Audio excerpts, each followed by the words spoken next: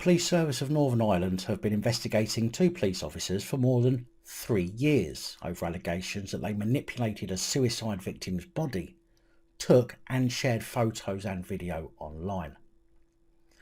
The investigation is said to be part of a wider investigation encompassing 11 separate but related incidents spanning over several years, with several arrests already said to have been made. Marie Anderson from Northern Ireland's Police Ombudsman said that there are multiple suspects, including police officers and civilians, in Northern Ireland as well as in England. The allegations around the two Police Service of Northern Ireland officers were harrowing. The investigation is looking at a range of possible offences, including misconduct, harassment and the suspected supply of drugs. The suicide victim's sister said that in one of the photos taken, her brother's genitals were exposed. Marie Anderson said that no family should have to endure the pain and suffering that has been caused by these images. The man's father said he was physically sick to this day over the allegations. Those police officers were in the house while I was there, asked me to leave the room, and I'd done everything they asked me to do at the time. And all that keeps coming back to me is, why did I leave the room? Because that must have been when they'd done it, when they took the photographs. The Police Service of Northern Ireland said it expected the highest standards of professionalism and integrity from its officers and staff. We hear that so often as well, it means nothing anymore. The father was first informed of the allegations by Police Ombudsman investigators 18 months after his son had died. He said they informed me that two police officers had been questioned regarding my son and photographs that may have been taken of my son. He said the family was told it was a very serious affair and we weren't to discuss it. The victim's sister said that the two officers allegedly moved the victim's body around the room in certain poses for pictures and for a video. The family also heard they added to pictures an exclamation bubble coming out of my brother's mouth, making fun of the way that he was. She added that during one meeting, the Ombudsman and a Scotland Yard officer told her that her brother's genitals had been exposed in one of the photographs.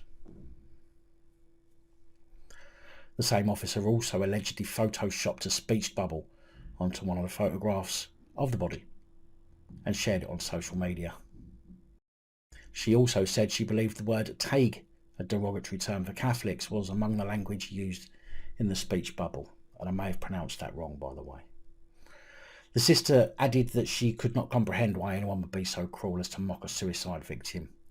It had been 5 years since the incident took place, but no charges have been brought against the two PSNI cretins, even though a file has been sent to the Public Prosecution Service.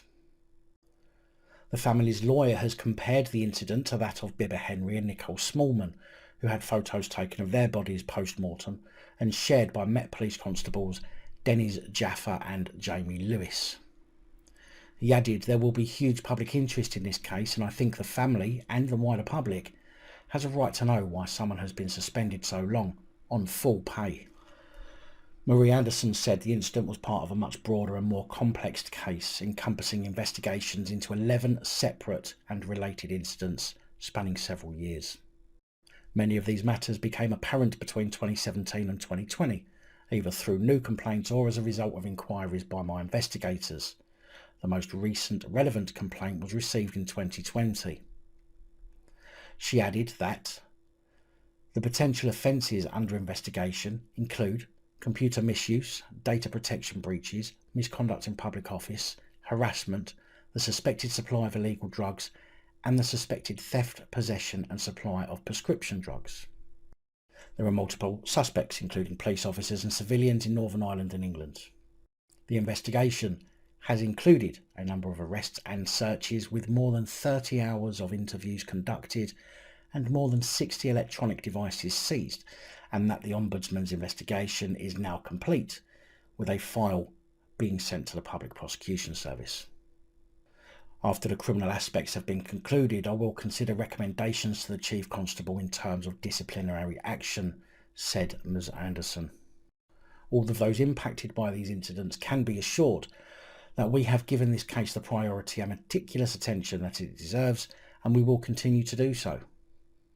PSNI Deputy Chief Constable Mark Hamilton confirmed an officer had been suspended while the investigation was ongoing.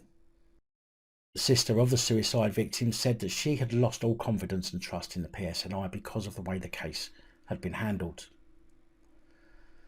Now, do you see the utter contempt some police have for the very people they're supposed to protect and serve? The people that put food on their table, because we're the ones that pay them.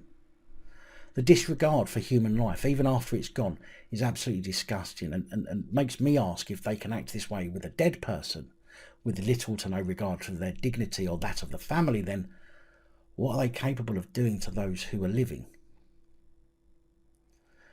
Utterly abhorrent behaviour from the PSNI, clearly following in the footsteps of the Metropolitan Police.